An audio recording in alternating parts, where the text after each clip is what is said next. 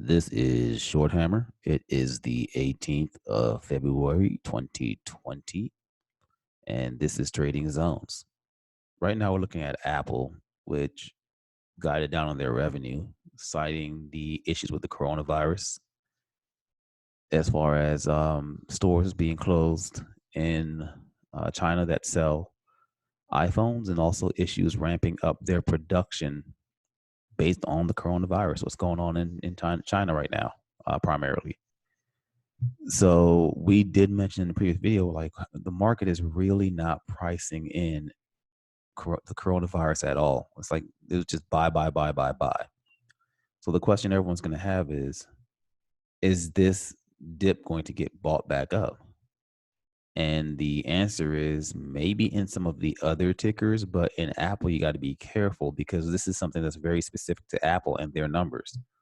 So for me, I'm just watching the levels. We dropped down to, or we gap down to below the 312 area that we have as a potential demand line.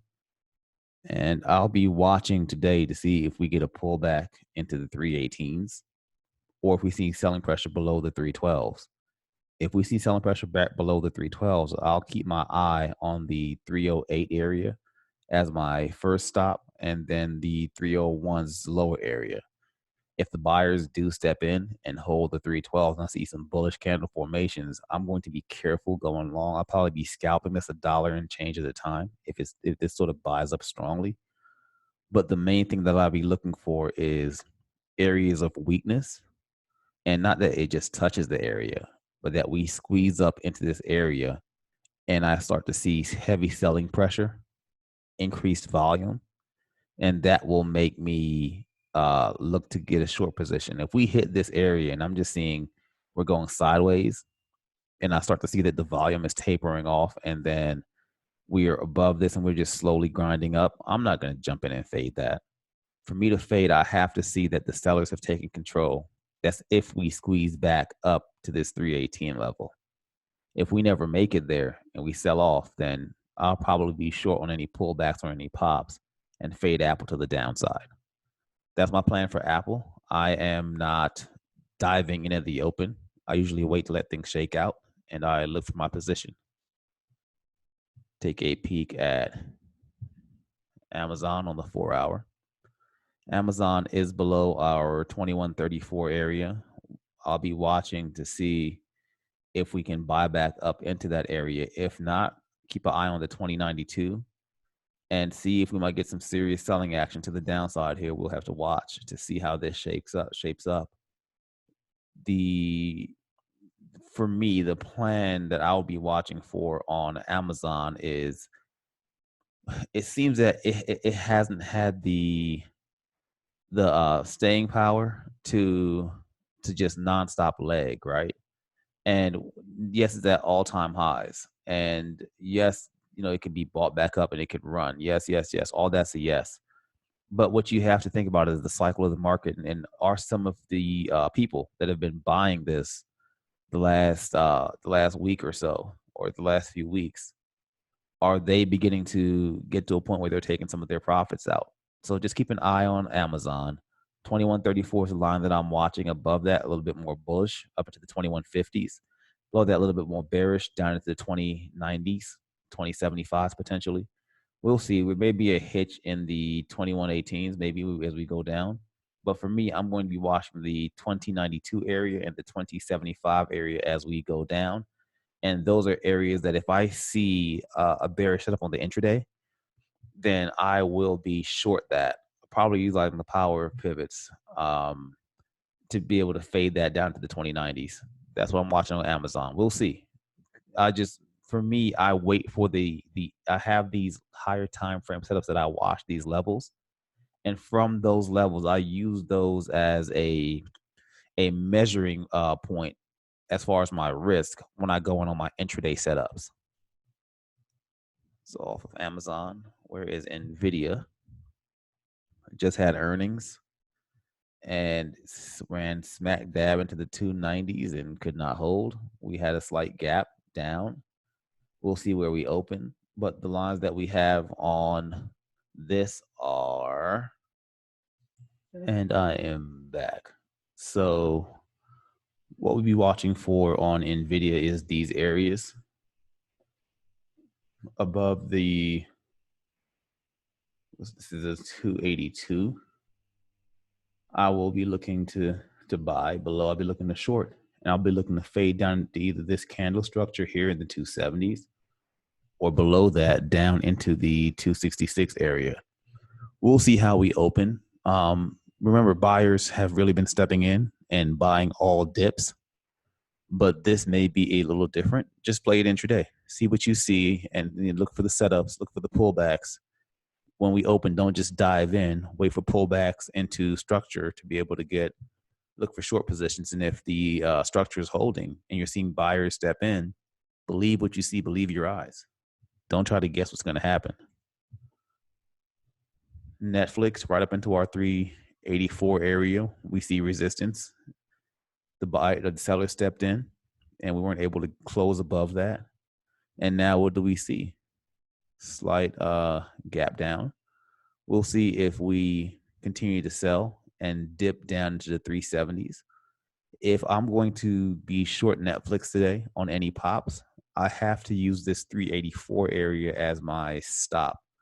So I'll be watching any entries that I make on Netflix. Either I'll be long into the 384s or I'll be short from this area. So if I get short of the 380s or 379s or 378s, I'm going to have roughly a $6 to $7 stop here. And if I so maybe what I would do, the way I would play this is if we open around 378, 379, 380, short half the position or quarter my position at that portion or that point. And if we push up into the 384s, average and even more and short the rest of my position there. If we just fail, then I can exit my position when we hit a demand area and then re-enter on any pushback, any pops and fade back down. So that's what I'll be watching for on Netflix today. On gap down days or gap up days, I'm always careful to not just jump in as soon as we open, but to wait for either a pullback or a push into structure to see how the buyers and the sellers react to that. You can peek over at Intel, similarly gapping down. We have demand here at the 6550s. Any pullbacks in the 6630s will be a good opportunity to probably short, but I'll see how it looks there. Remember, I don't just jump in at any of these zones. I'll wait to see what are the buyers and sellers telling me. When we get into that structure, are we seeing selling? Are we seeing buying? Is the volume increasing as we're buying or selling? What's the overall trend of the market? Always remember, if a ticker does not have news of its own, that it usually will move with the overall market or its overall industry. So I'll be watching Intel.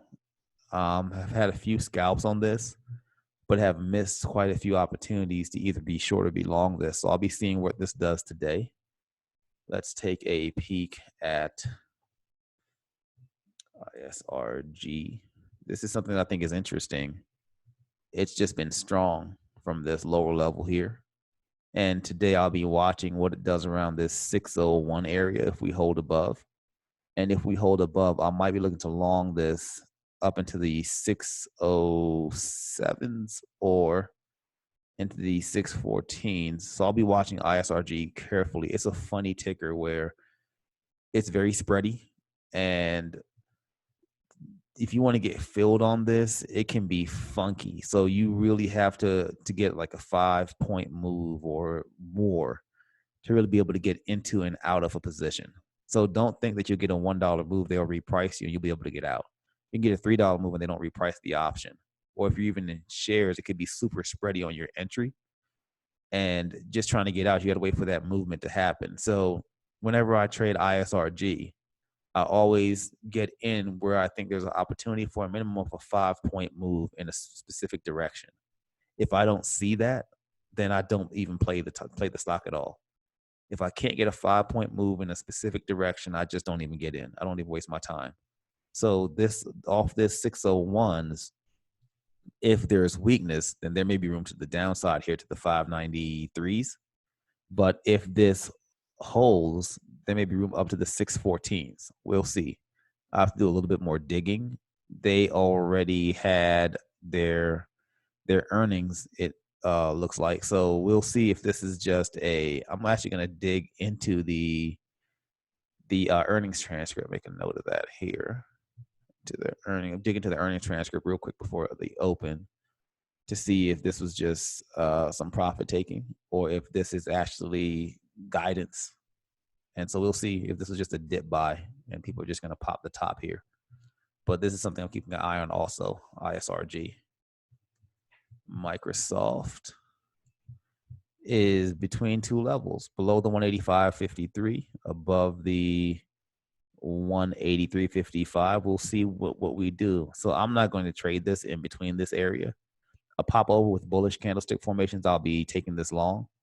And if we reject here at the 185s, I will be waiting. I don't think I'll get it. I'll wait for a crack of the 183s.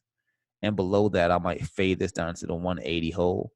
But I'll be watching this carefully to see how this sets up. I don't like this range in between these zones here because it just feels too tight.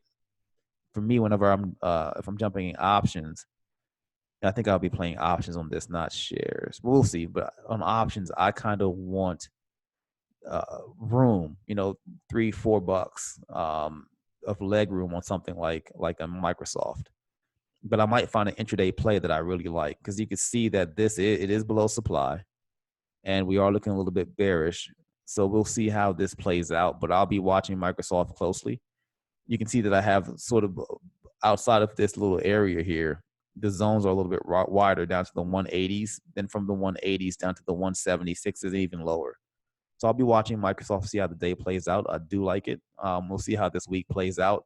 Don't get caught just getting short because the market gapped down or because we think the market's going to tank.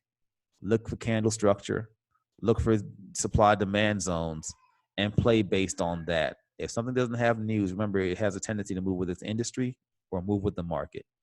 If you like this video, please don't hesitate to tap that like button.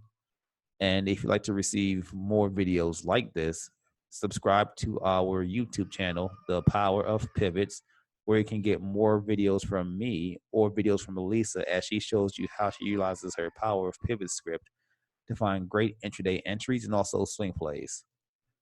That sounds like my son is having a ball, and I need to go see what's going on. Thank you for your time.